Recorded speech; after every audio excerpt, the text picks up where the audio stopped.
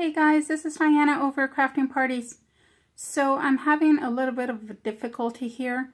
I just got my new Brother Scan & Cut, and I was really excited to try it out. But I tried to cut my first image, and the image was just stuck on the mat. I mean, the mat didn't even look like it was that sticky, but it ruined the whole image. Like, I don't know if you guys can see that, but it was like really stuck on there.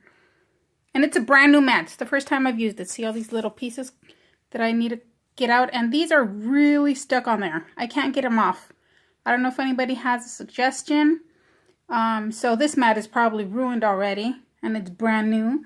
So if you guys have any suggestions on what I can do, or if I can maybe, I don't know, clean it and then maybe put some more glue on there. But as you can see, this is really stuck on there.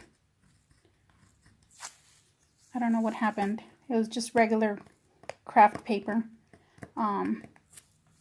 Really upset about that. So if anybody has any suggestions, let me know.